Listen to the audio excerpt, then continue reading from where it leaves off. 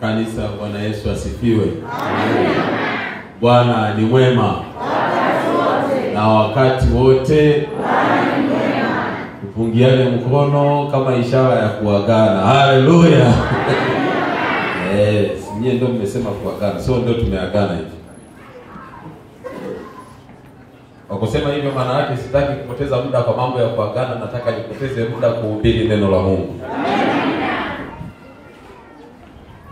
Mimi na mke wangu Mama Anastasia tunawashukuru kwa ukarimu wenu mkubwa. Ni neema tu, tumeshaondoka miezi miwili mmetuita kuja kutuaga, ni neema. So Bwana awabariki sana. Hoja kwetu sio zawadi mlizotoa. Hoja kwetu ni ule moyo wa kusema tulichungwa na Pastor Tungarasi. Yaani hata kama tungekuja msitoe kitu, it does not matter. Swala tu la msingi ni kwamba tunatambua Pastor ulituchunga, yatosha. Unajua kuna kutambua. Yaani kutambua ndani ya moyo. Kuna watu hawajuagi kutambua. Ndoa nyingi zinasoroneka kwa sababu ya wanaume au wanawake wasiotambua. Baba anakwenda godini, anasomba mawe, kelele za kalasha zinapiga, masikio yanauma, kichwa mpaka anakuwa kama ukienda pale Makoroboi, dawa mende panya, kichwa kimechanganyikiwa. Mama mzee anarudi nyumbani na dagaa anaambulia maneno ya kejeli. Sababu ya mtu asiyetambua. Lakini kama huyu mwanamke angetambua akapiga magoti akasema asante mume wangu hata kwa hizi dagaa, huenda kesho huyu mzee angeleta nyama ya adhabu. Amina. Nyama ya adhabu ni nini? Neno leo mengine tunatamkaga sijui hapa. Mama anahangaika, masaa mawili kwenye kuni, mkaa anapika, analeta chakula, anaambulia kuambiwa matumbi gani ya umetwekea tena kwenye chakula. Ni kweli chumvi imezidi, lakini huwezi tu ukatambua kwamba alipoteza muda akapika. Can't you just recognize that? Amekuzalia watoto wa kike 4, unanyanyuka na kejeli, ni watoto ya kike tu. Huwezi tu hata ukatambua kwamba amezaa. Can't you just recognize and accept, yani kukubali tu moyoni kwamba umenitendea jambo. Nataka niwaambieni, kuna watu wengi leo wangekuwa na ladha ya maisha kama tu tungetambua kile walichokifanya. Amina. So mimi hata moyoni mwako usitambue, mimi nasema nimechunga na nimemaliza zamu yangu. Kwa hiyo kwa yule aliyetambua, Bwana akubariki sana. Amina. Pastor Makubi hata angehama kesho, kafanye tayari. Amina. Ninawashukuru sana. Maisha ya uchungaji ni maisha ya ukwetu. Kufikia sehemu mkatuita tu kutushukuru, sisi tunasema asante Baba umetukumbuka. Amen. Wakati nyie mna vijiwe vya kwenda kupiga story, mchungaji hana kijiwe. Matusi, kejeli za washiriki, kuvimbiwa kwenye mabaraza, kutetwa maneno ya uongo ndio kilio na usingizi wake. Hatuna mahali pa kwenda. Lakini mkitushukuru hivi na sisi afya inakuja. Vitambi namna hii inatokea. Sio wewe unakuwa ni mtu wa mabaya. Huyu Pastor Tungaraza alipokaa hapa, huyu alikuwa anakoa sana. Hadi akikaa tu hivi kajamba. Hata hapa bwana unaona hata kina Samueli wanasema mimi na familia yangu Pastor amefanya jambo. Na yenyewe inatia moyo. Ni kweli kama si kweli jamani? Kuna watu wanaonaga mabaya tu. Unaona mabaya tu. Mwingine ukute huyu ni mwalimu mkuu wa shule. Alipigaga binti mimba, mwalimu mkuu akamkingia kifua ikapita. Lakini kesho mwalimu mkuu akiondoka ndio anaanza. Huyu ni mwalimu. Alitufanya nini? Amesahau kwamba aliwahi kukingiwa nini?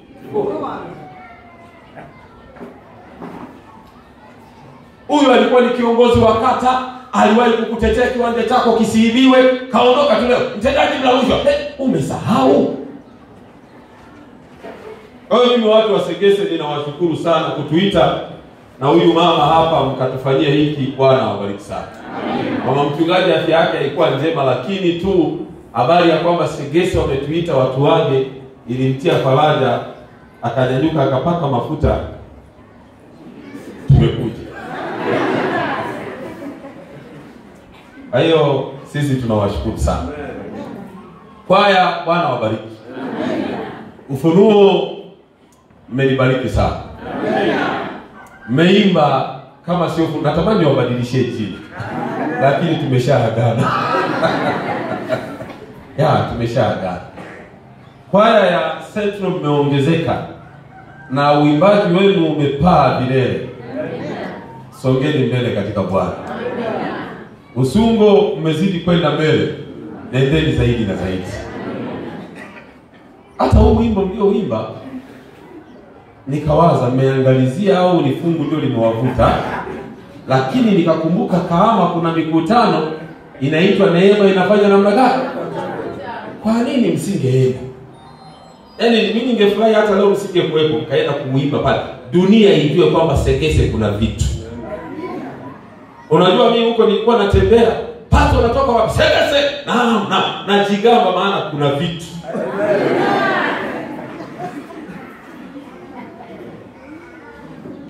Hata kwenye yale mauzinduzi nilienda nimenenepa, kitabu kimeongezeka. Goli la hospitali la ujenzi wa ofisi nimemaliza milioni 2, tumbo likaongezeka namna hii. Kwaya zangu zimekuja zikaimba, tumbo linafanya namna gani? Huko watu wakiuliza kwaya wapi, tunajiwahi ya Sekese natunga mimi.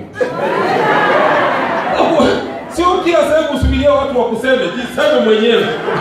Kuna watu hawajuagi kusimia, jisi.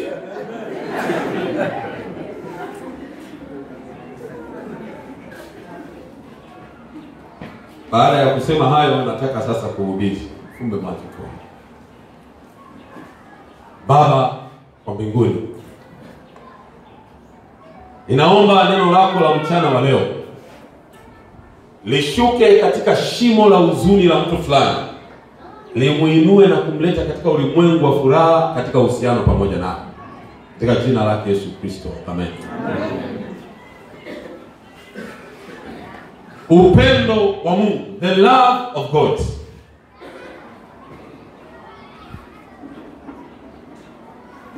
Kwa sababu ya madhara ya dhambi, ubinadamu ulishindwa kabisa kujua tafsiri ya neno upendo.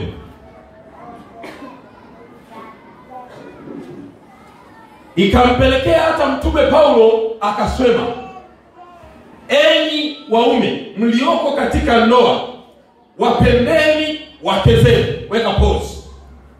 Hawa wanaume waliwapenda wake zao wakiwa hawajawaoa. Huo upendo ukawapelekea kuwaoa. Under what circumstance, Paulo, inawezekanaje wewe Paulo uwaambie tena wawapende waliowaoa? Maana yake ni kwamba katika ubinadamu wao hawajawahi kufahamu maana ya neno upendo. Yohana akaenda mbali akasema, yeye asiyependa hajamjua Mungu, kwa maana Mungu ni nini? Maana yake ni kwamba unaposema neno Mungu, ondoa neno Mungu, replace it na neno upendo. Watu wanasema Mungu ana upendo, unakosea. Mungu hana upendo. Ukisema Mungu ana upendo, maana yake upendo ni kasehemu kadogo kwa maisha yake. Lakini Mungu anasema la hasha, mimi upendo sio sehemu ya maisha yangu. Upendo ni mimi mwenyewe. Haleluya. I am love. Hili neno upendo hata nikijaribu kwa siku nzima kuelezea, huenda wale watakaojitahidi kwa umakini kumuita roho waelewe, wataelewa. Lakini wale wanaohangaika katika ubinadamu wao hawataelewa. Tafsiri nyepesi ya neno upendo maana yake ni to love the unloved, kumpenda asiyependeka. Utawasikia watu kwenye msiba, kile kikundi wana upendo, wamemchangia mwenzao milioni 1. So you see, kwa nini wamemchangia? Kwa sababu ni mwenzao. Mimi tungalaza nipate msiba ambaye sio mwenzao, watanichangia? Sipo, hawana upendo. They don't have love. Yaani upendo kwa wanadamu haupo, na ndio maana tunahitaji kutiana moyo kutoa. Mpaka tutangaziwe tarehe 30 tutamwaga Pastor Tungalaza, leteni zawadi. Yaani tunajiandaa kufanya tukio la upendo. Funga mkono kama umeniona. Sijakataa mtu kifanya, nimekipenda na nimefurahi. Lakini nakitumia kuwafundisha kwamba ubinadamu umeenda mbali kiasi kwamba tunajiandaa kufanya upendo. Meaning upendo sio sehemu yetu. Tangu tulipotenda dhambi, we parted with love. Upendo na sisi viliachana kando. Na ndio maana hakuna awezaye kupenda mpaka kwanza yumo ndani ya Mungu mwenyewe. Amen. You cannot love when you are outside God. Huwezi kupenda ukiwa nje ya Mungu. Unaweza kupenda tu ukiwa ndani ya Mungu peke yake. Ndio maana wanawake tunawaambia usililie kupata mume, lilia kumpata Mungu ambaye ndani yake kuna wanaume wanaojua kupenda. Hayupo mwanaume mmoja hapa atakayempenda mke wake kama hajampenda Mungu. You can't. Outside God there is no love. Nje ya Mungu hakuna upendo. Kitakachobakia, mimi mume wangu ananipenda, anakupendaje? Jana amenunulia kitenge cha waksi. Juzi ile uniform ya kwaya kanishonia 200. Mama yangu aligomokea ukuta akamweka kwa sababu unaona ubinadamu unashusha upendo kwenye ukuta waksi, ulipigwa busu la kushoto na busu la kulia, huo ndio upendo kwako. You lessen love. Upendo huko. Upendo huko katika namna ambayo hata katika shimo ananipenda. Nimejikojolea ananipenda. Nimeenda nje ya ndoa still ananipenda. Na ndio maana Musa akasema kwa hukumu wa mioyo yenu mwaweza kutoa talaka. Kwa lugha nyingine alikuwa na kuhukumu wewe mtoa talaka ya kwamba unatoa talaka kwa sababu hauna Mungu ndani yako. Kumbe maana yake ni kwamba katika ulimwengu wa Kikristo hakuna talaka. Funga mkono kama vile hakuna talaka. Yaani Musa anasema unatoa talaka kwa sababu umekubali mwenyewe ya kwamba hakuna nani. Lakini kama una Mungu, upendo maana yake ni kumpenda asiyependeka. Pastor, ameenda nje ya ndoa na rafiki yangu nimemwangalia. Ya pili kwenye kitanda cha ndoa pastor. Unampenda, apendeki, mpende, ndio maana ya upendo. Pastor, ikikutokea wewe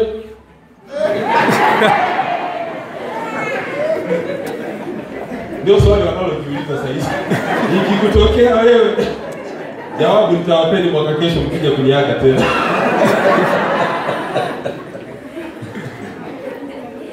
So under this circumstance, katika mazingira haya Yohana anahangaika anasema, behold what manner of love is this. Tazameni ni pendo la namna gani. Sio alilotupa tungalaza, sio alilotupa mchungaji, sio alilotupa president wa conference, sio alilotupa president wa union, sio aliyetupa president wa GC, sio alilotupa rais wa jamhuri fulani ya nchi fulani, sio alilotupa mfalme, sio alilonipa mama yangu mzazi. Tazameni ni pendo la namna gani alilotupa Baba. Ya kwamba mimi na wewe tuitwe wana wa nani? Pause. Eti wewe leo unaitwa mwana wa Mungu. Wewe. Eti wewe unaitwa mwana wa Mungu. Na jana ulienda kwa mganga. Eti wewe unaitwa mwana wa Mungu. Na umezika mkono wa albino upate dhahabu. Eti wewe unaitwa mwana wa Mungu. Na ulimsaliti mume wako jana. Na wewe unaitwa mwana wa Mungu, umetoa mimba 3. Tunakujua. Wewe unaniangalia, umezulumu haki ya wenzako, na wewe tunaitwa mwana wa nani? Na wewe uitwa mwana wa Mungu, unaimbisha kwaya na unatembea na wanakwaya 3 wewe. Na wewe lakini Yohana anasema tazameni ni pendo la namna alilotupa nani? Ya kwamba tuitwe wana wa nani? Pause. Piga picha maisha yako.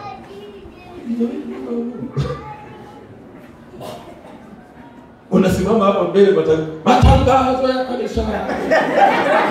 Tangazo la kwanza, Sabato ijayo ni Sabato ya upendo, na jana umepiga mke wako ndani. Na huko hapo unakuta tu nini sasa? Lakini Biblia inasema na wewe unaitwa ni wana wa nani?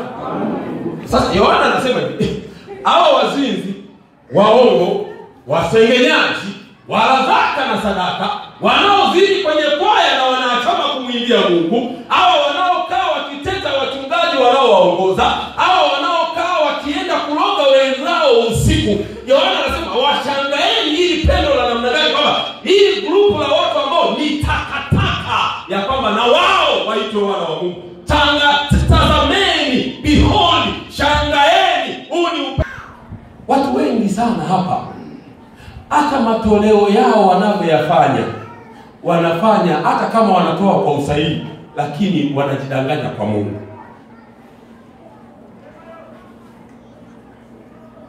Kwa nini wanajidanganya? Wanafikiri wema wa Mungu katika maisha yao ni kwa sababu wanatoa. Yaani ikitokea hapa mtu limetoka kubaka, alafu likakimbia, tukalikimbiza, huyo libakaji, piga ua. Linakata kona, gari kaligonga, utasikia Mungu kamhukumu. Ni kweli ama si kweli? Hatuongeeni sasa, ni kweli ama si kweli? Ndicho Mungu kamfanya namna gani? Kwa nini wanasema hivyo? Maana wanafikiri ukifanya mabaya Mungu yaani kuna watu hapa wanafikiri kwa sababu jana alifanya uzinzi, hata yuko hapa anaofu kwamba Mungu yuko mbinguni. Afanya uzinzi. Amekaa miezi miwili hajafanya uzinzi, wanaishi Mungu anafurahi. Asante mwanangu hajafanya uzinzi. Na ndio maana utawaona hata meza ya Bwana wanakimbia kwa sababu wanaishi kwa shida alizozifanya jana na juzi. Mungu hamtaki ale meza ya Bwana. Yaani ni kama wanamuona Mungu wewe ujinga wako unafanya jana, wale wako wanakwenda kula meza. Jamani, meza ya Bwana utawaona hapo wanakata kwenda wapi? Wanafikiri Mungu ni kiumbe anayebadilika hisia kwa kile wanachokifanya.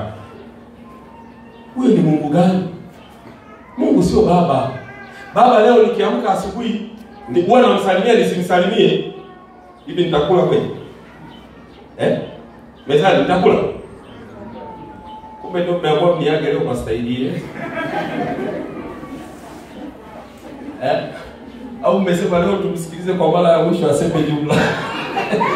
Na wauliza, hivi baba hujamsalimia asubuhi, amekaa sebuleni ukajipitisha kibaba. Mchana mezani utakula chakula? Baba kwanza anatunza tu, anisalimia. Kwa nini anisalimia? Afu kapita ya pili anajikolesha. Umepita ya tatu, wewe ungalaza hapo njoo namba hivi leo na nini? Baba niko vizuri. Amekutunza tu. Hujasikia kwamba utaniamkia kichwani mwako, hujasikia hujanisalimia.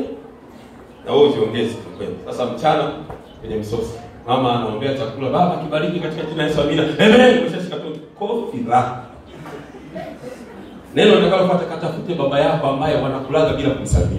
Unajua niliko kitoa. Huo ndio ubinadamu. We give when we have been given. Tunatoa pale tunapokuwa tumefanya namna gani? Yaani nimekuja kuomba chumvi ninaiona. Naomba chumvi mafulani. Chumvi hapa tumemaliza. Mafulani ndipo tu hata kidogo. Hatuna tumemaliza. Naondoka. Kesho mama fulani naye anakuja kwa. Naomba chumvi. Hata kama iko pale. Haipo. So maana yake ninakupa pale unapokuwa umefanya namna gani? Kama unipi na mimi sifanye namna gani? Na ndiko tunafikiri Mungu alivyo. Kwa sababu nimetenda dhambi, Mungu amechukia. Siku nikitenda mema, Mungu amefanya namna gani? Yaani hii wiki kama sijatenda dhambi na wahi na darasa la walimu. Wale wote kabisa mtakatifu wa baba. Kanisa. Mungu anataka kueleza ni kwamba he does not change with what you do. Habadilishi na kile unachokifanya. Ningekuwa mimi nimekaa huko ningesema amina. Lakini napata mashaka kama mnaelewa ninachokisema. Yaani nataka kusema Mungu anakupenda, alikupenda, atakupenda, haijalishi unachokifanya. Whatever you do does not affect him. Hata ukifanya tendo jema halimwathiri chochote. Ukifanya tendo baya halimwathiri chochote. Alikupenda akakufia msalabani wakati anajua wewe ni mwovu na muasi, lakini bado alichagua kukufia msalabani. So usije ukafikiria Mungu ananunulika. His love is unconditional. Upendo wake haujalishi umefanya nini. Yeye ni pendo na atabakia kuwa hivyo. Uzini, yeye ni pendo. Uibe, yeye ni pendo. Ukatae kumfanyia kazi, yeye ni pendo. Ukatae kutoa zaka, yeye ni pendo. Habadiliki. Hallelujah. He does not change. Hosea anaambiwa bado hujaelewa somo, ndio niko kwenye introduction. Mtoto amezaliwa hata hajaachishwa kunyonya. Gomeli akakimbia tena. Akaenda na wanaume wengine. Mungu sana anamlilia Mungu, sasa Mungu hata hajanyonyesha mpaka mtoto akakuwa vizuri, mimi nafanya nini? Nenda kafati. Hosea kafata. Kaleta. Kuleta tu. Hosea anajilipamu tu kidogo. Anataka kumzila mtoto wa Mungu, sasa huyu ni nani? Hosea lala naye. Analala naye tu, mama uzazi uko karibu. Mimba. Mtoto akiwa tumboni, Mungu anambia Hosea usihangaike na ultrasound. Ni wa kike. Jina lake anatakiwa aitwe Ruhama. maana yake ni kwamba not loved, msiopendeka. Na ndivyo tulivyo. Ni kweli ama si kweli? Hatupendeki. Tuna nini cha kupendeka? So mtoto akazaliwa na jina lako mtoto ni Ruhama, asiyependeka, not loved. Gomeli ameendelea kulea kale katoto. Hosea anaendelea kuomboleza, hajanyonyesha hata. Yaani wa kwanza hajanyonyeshwa akashiba. Wa pili naye amenyonyeshwa mwezi wa kwanza. Wa pili Gomeli kaafya kamerudi, supu zimemweka vizuri, ipsi zimekaa vizuri, akatupa katoto teke. Hosea akaeleza, Mungu si Petrosha nimeelewa. Hosea bado hujanielewa. You have not yet understood. Hosea paka nikifika mwisho nikamalizana na wewe, hutaniambia tena ni wahukumu watu wangu. Never. Shall you never tell me that? Hutaniambia kwamba hawa watu wana mioyo migumu. Hutaniambia kwamba hawa watu hawastahili. Ngoja kwanza tumalizane. Nenda kafuate mke wako. Hosea nenda. Sawa baba. Take. Kaenda kabeba mke. Katikati ya wanaume wamekamata Gomeli, wanazini naye kila siku. Hosea tena kaenda akachukua mke akarudisha nyumbani. Gomeli nyonyesha. Gomeli akanyonyesha siku ya kwanza, ya pili. Mungu akamwambia Hosea kazi yake sio kunyonyesha, lala naye. Mama mayai yako karibu. Kalala naye, mtoto wangapi sasa? Mungu nikapiga ultrasound, usiende kwenye ultrasound. Hapo katoto ni kakiume na kakizaliwa jina lake kaite Lo-Ami, maana yake not my people, sio watu wangu. Gomeli ana mimba, Pemba zake ni wanaume. Yaani kiu ya Pemba na malimao mabichi na maembe ikija ni mwanaume, anaenda kukata kiu, anarudi.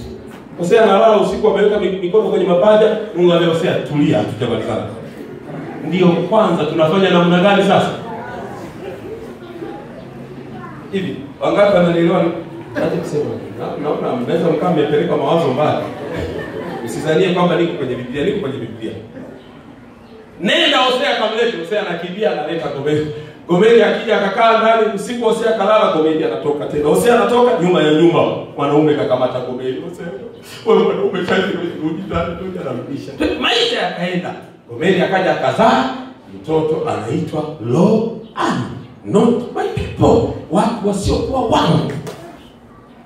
Watoto wale wakalelewa, watoto wakakuwa. Gomeli uzinzi wa kuibia ukamtosha. Akamwambia Hosea, kwa heri. Aiman. Sasa lazima mke wangu nikuchukia. Kwa heri mzee, baki na dini yako. Acha mimi nisepe na nini? Gomeli akaondoka. Hosea akasema basi hakuna shida, tumeshamalizana, kanizalia watoto wangu, ngoja maisha yaendelee. Hosea akaendelea na useja, Hosea akaendelea na useja, kaendelea na useja, kaendelea na useja. Neno la Mungu likaja, Hosea, mke wako yuko wapi? Mungu tulishaachana, tunabezania watoto. Sasa siatosha baba, nimeshaelewa. Bado hujaelewa. Ila tunapoelekea Hosea utaelewa. Where we are heading you will understand.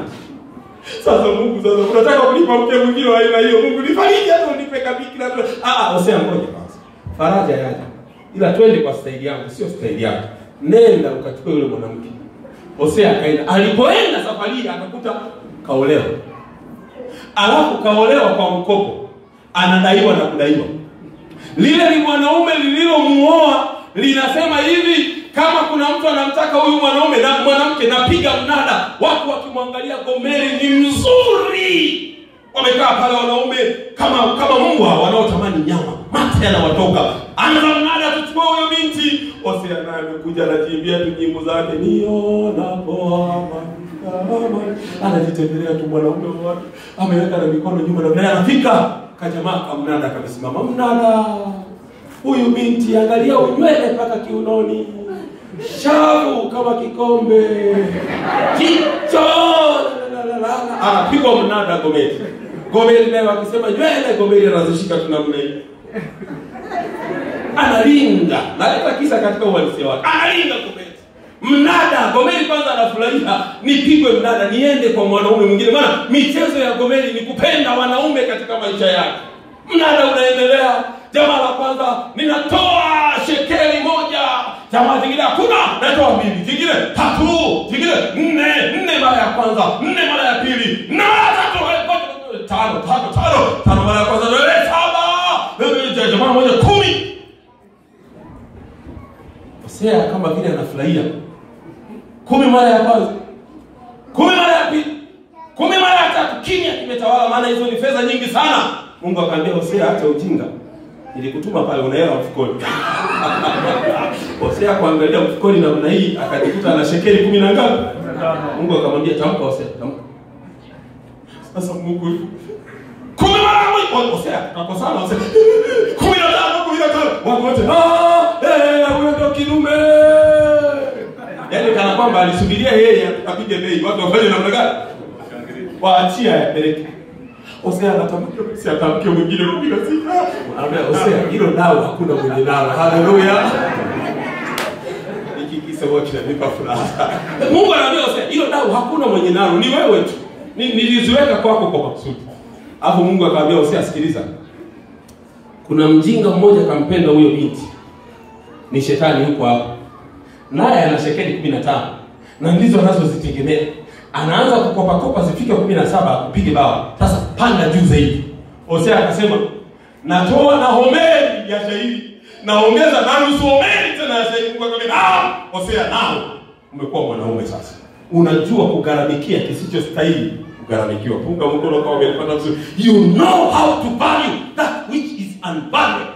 Unajua kuthamini kisichothaminika. Unajua sasa kupenda kisichopendeka. Sasa Hosea, chukua mke wako rudi naye nyumbani. Gomeri alipofika nyumbani, Gomeri akalia. Gomeri akasema, Hosea, tangu leo sitakusaliti tena. Haleluya.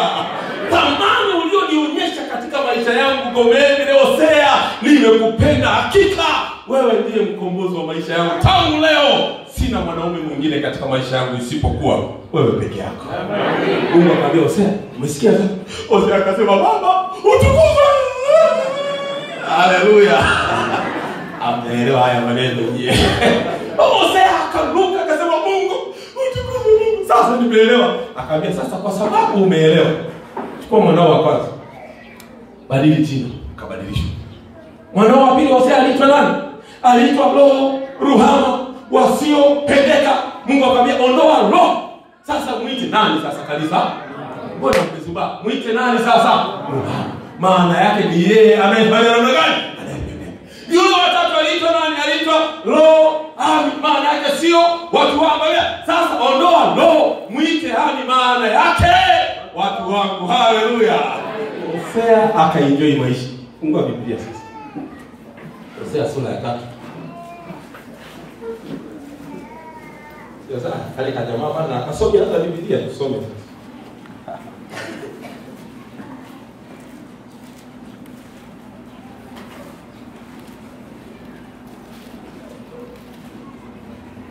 Tuko mwishoni kabisa, maana nimeambiwa naenda ngaya. Sasa ngoja twende haraka. Waache hapa wanasigesa. Hosea 3. Fungu la kwanza.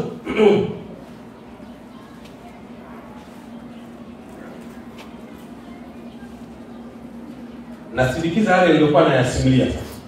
Bwana akaniambia enenda tena. Jamani, enenda namna gani? Tena. Mpende mwanamke apendwaye na rafiki yake, naye ni mzinzi. Kama vile Bwana hawapendavyo wana wa nani jamani? Ingawa wanaigeukia miungu mingine na kupenda mikate ya zabibu kavu, basi nikajinunulia mwanamke huyo kwa vipande 15 vya fedha na homeri moja ya shairi na nusu homeri ya shairi, nami nikamwambia, utatawa kwa ajili yangu siku nyingi, hutafanya mambo ya ukahaba tena, wala hutakuwa mke wa mtu awaye yote, nami nitakuwa hali hiyo hiyo kwa ajili yako. Haleluya.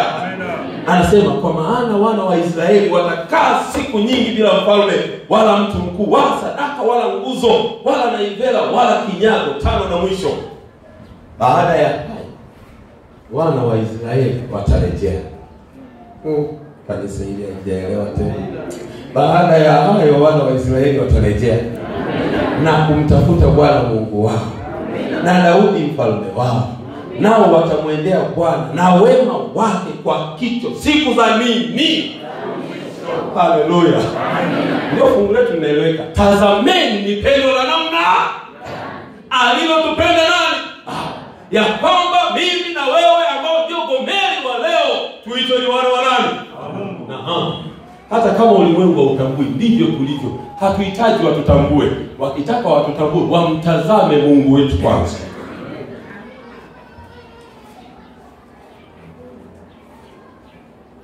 So zawadi zenu mlizotupa na mchungaji zimeishia hapa. Hii ndio mafuta mlioyaweka. Haleluya. Bado usiache kurekodi. Niko mwishoni. Hao anajua style yangu. Yaani nikisema hivyo ndio naenda kumaliza. Sasa shida napoenda kumaliza ndio saa tena nyingine inaingia. Kuna kisa hivi sijui nikisimulia sijui. Bwana mmoja Muha, nyakati za miaka ya 70, akabahatika nitumie hilo lugha kama inaweza kukaa vizuri. Akapata scholarship ya kwenda kusoma India basi. Alipokuwa India, nyakati zile za ubaguzi wa rangi, watu weusi India ni wachache sana msana. Chache. Kasoma, akawa na akili. Maana Watanzania wengi wana akili, hata Segese wana akili nyingi. Akawa na juhudi darasani. Weusi wachache katika manyanyaso, akatokeza binti mmoja wa Kihindi, mtoto wa tajiri Aruni. Akampenda yule jamaa. Tumuite Sakayonsa kwa kisa chetu cha sasa. Binti akampenda Sakayonsa wa Kihindi. Masante, binti wa Kihindi unamjua vizuri. Unywele unaweza ukafika paka kwenye vigani. Sio vipili kama hawa wale wakuu.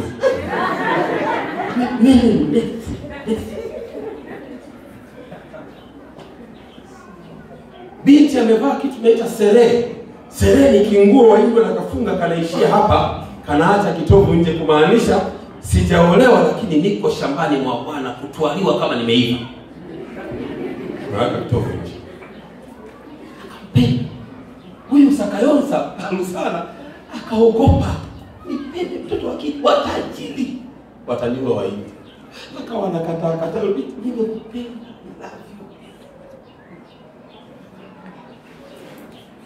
Ili Aruni I love you kwa Kihindi ndio kuchikuchi hotai. Sio akamwambia kuchikuchi hotai.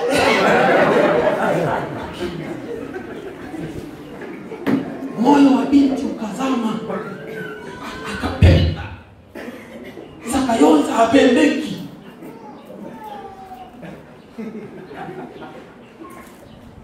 Binti upendo wake ukashinda msabiri. Jamaa akakubali amependwa. Tuwe surprise, yani kushangaza zaidi. Binti akabeba wazazi paka chuoni. Baba nimependa Sakayonsa. Na usio pale anazubaa tuna machacha yale. Baba ndio huyu Sakayonsa nimempenda namna gani? Waindi wale wazazi wakakubali, lakini ukoo wa wale wazazi wakakataa. Haiwezekani binti yetu aolewe na Sakayonsa. Waindi wangapi wako hapa vijana watanashati mashababi na madini? Vijana wangapi? Leo kuna wanaume wengine ni majinga. Ulienda kumtongoza huyu mke wako uliye naye leo, akaacha maensa, akakupenda na likidevu lako limekaa kushoto namna hii. Alafu leo unamfanyia vituko. Ni kweli ama si kweli? Aliacha kabisa vijana mashabaki wazuri wenye hela. Ukaja na lesoni zako nyingi na umevaa suruali utafikia kumutio na mashine ndefu namna hii. Akakupenda tu. Alafu leo unakuja kujidai mimi mwanamke nimechoka, wakupeleka wapi? Waliwavumilia hao dada. Ni kweli ama si kweli? Ulikuja kwanza muongo. Unajua mimi nakupenda sana. Mimi lesoni ya jana akajua ni wewe ila mimi nimekupenda. Swanga nyingi hamna kitu. Alafu leo ndio unajidai pastor mimi mwanamke tuachane. Muachane wapenda. Aliwaacha wangapi? Nakupenda wewe.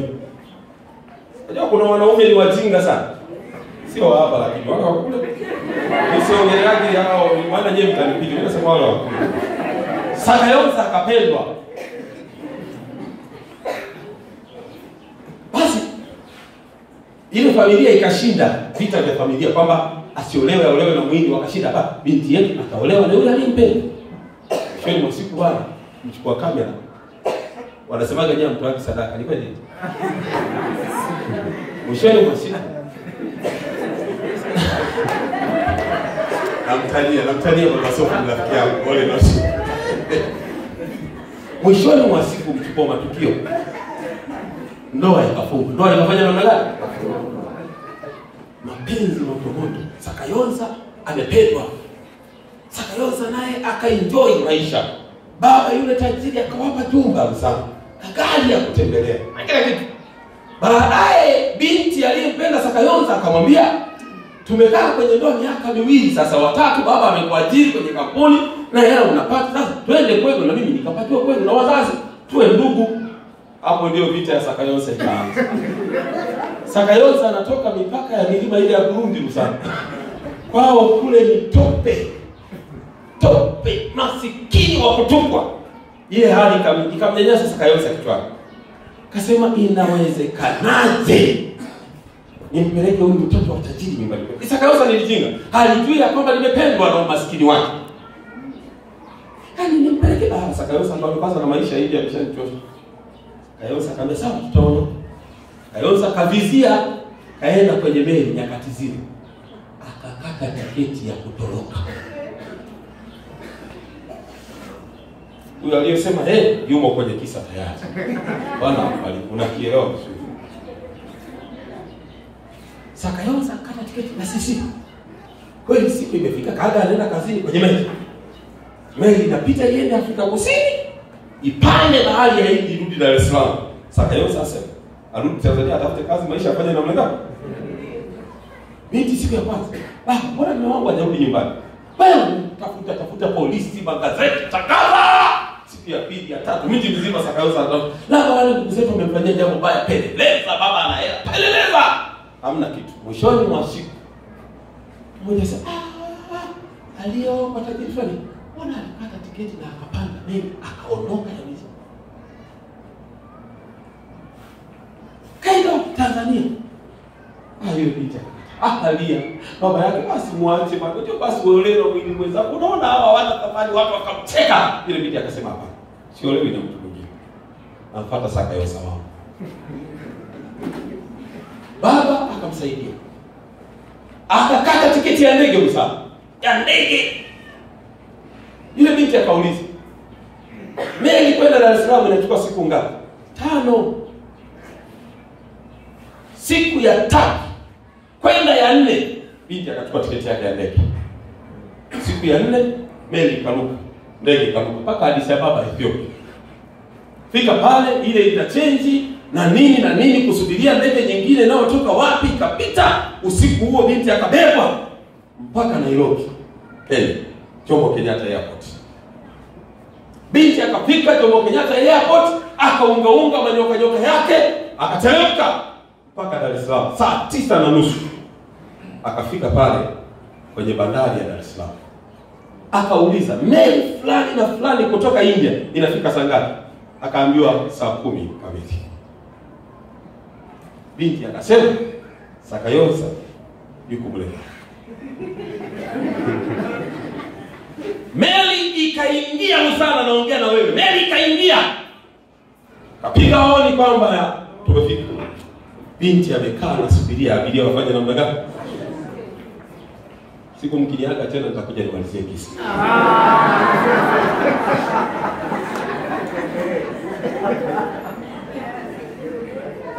Nini nataka kusema? Kuna upendo uliopitiliza pendo zote. Even though you have run away from me, hata kama umenikimbia, sitakuacha, mimi nakupenda. Tazameni ni pendo la namna. Umenikimbia, nimekupenda, umenikimbia. Hauna hela, nimekupenda, kazi nimekupa, bado nitakutafuta. Binti anamwambia Sakayonza, hatujamalizana. Still I love you. Bado ninakupenda. You see, ninawaona akina Sakayonza wengi leo. Wengi na wananitazama. Walikuja Sekese hawana fedha, hawajaoa pasta, hawana kitu, hawana heshima, lakini Mungu kawapa heshima, kawapa wake, kawapa watoto, lakini bado wanamkimbia. Lakini mchana wa leo Mungu anasema bado ninawapenda. Amen. Wakina Zakayosa wengi pasta, na utawaombea hapa, wataenda migodini, hela watapata, leo watapanda maofisini. Wenye kuku zitataga sana. Amen. Waajiriwa watapandishwa vyeo. Wa migodini watapata dhahabu, wa sokoni watabarikiwa sana, lakini hata kumpa Mungu sehemu ya 10 watakataa. Na wao mchana wa leo Mungu anasema bado tu ningali ninawapenda. Amen.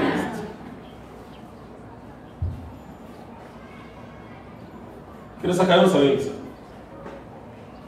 Ili mchana wa leo pendo la Mungu ni unending love. Ni upendo usiokuwa na kikomo. Haleluya. Amen. Mwandishi mmoja anasema hata pale moto utakapokuwa unawateketeza waovu saa ya mwisho, bado Mungu angali anawapenda. Amen. Still Mungu anawapenda. Mungu anawapendaje? Anawapenda kwa kuwateketeza kiasi kwamba wasingeweza kukaa mbele zake, maana wangeteseka maisha yao yote. Still bado kitendo cha watu kuteketea kwa utukufu wa Mungu itakuwa ni kielelezo cha upendo wa Mungu kisichokoma. Amen. Still upendo wa Mungu. Tazameni ni pendo la namna gani. Ukitaka utazame upendo wa Mungu, ulimwigua Ibrahimu mwabudu miungu aliyezini na mjakazi wake kupata mtoto, lakini bado ulimuinua na Mungu akamuita baba wa imani. Ukitaka ujue upendo wa Mungu, ulimuibua Yakobo mdanganyifu, mwizi, aliyedanganya baba yake kwa kinywa mara 3 na akamlubuni mjomba wake, lakini ulimuinua na ndiye akawa baba wa taifa la Israeli. Ukitaka ujue upendo wa Mungu ni upi, ulimchukua Gideoni asiyefaa, ukamchukua na Musa muuaji, ukawainua kuwa viongozi wa taifa la Israeli. Ukitaka ujue upendo wa Mungu, ulimchukua Yefta aliyedharaulika, mtoto wa kahaba aliyefukuzwa na kuonekana ni laana, ukamuinua na kupata ushindi na hata watu wakamsifu Mungu. Ukitaka ujue upendo wa Mungu, ulimchukua Samsoni aliyeasi siri za Mungu, akatobolewa macho, akasakishwa ngano, lakini saa ya mwisho Samsoni analia, baba, mara hii tu unikumbuke na Mungu, akashuka akajibu maombi yake.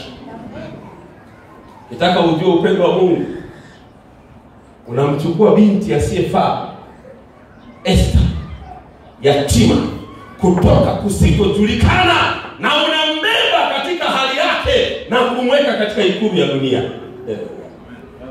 Ukitaka ujue upendo wa Mungu, unamchukua Daudi mzinzi, mwasherati, unamuunganisha na Rahabu mzinzi, mwasherati anayejiuza, na unawaweka kuwa ni ukoo wa Yesu Kristo. Amen. Ukitaka ujue upendo wa Mungu, unambeba Paulo aliyeitwa Sauli, muuaji, mtesaji, aliyekana, na unamleta leo kuwa ni mwinjilisti wa kulisambaza neno la Mungu. Amen. Lakini ukitaka ujue upendo wa Mungu, jiulize wewe ni nani na ni kwa nini Mungu akupende katika maisha yako. Amen. Mchana wa leo neema inakutafuta. Amen. Pendo la Mungu linakuita. Amen. You see, baada ya kielelezo chote cha upendo Hosea alichokionyesha, Gomeri kazi yake ilikuwa ya kusema, asante Hosea, umenipa tena thamani katika maisha yangu. Amen.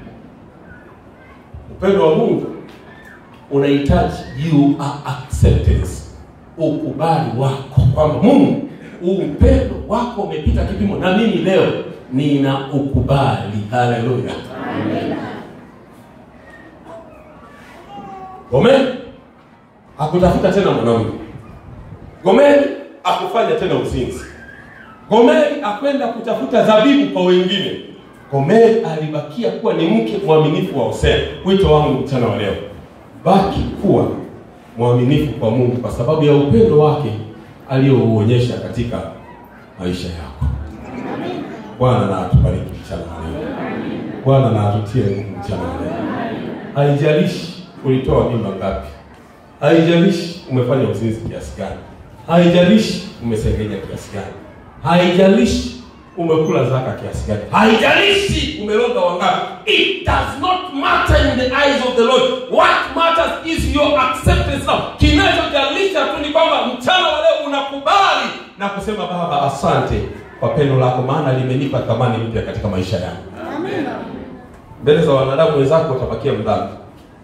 Lakini mbele za Mungu wako wewe ni Gomeri, mtu mzuri wa thamani machoni pa Bwana, ambaye ilimlazimu Hosea akalipe shekeli, ambaye alimlazimu Yesu akakufia pale msalabani. Amen. Simama.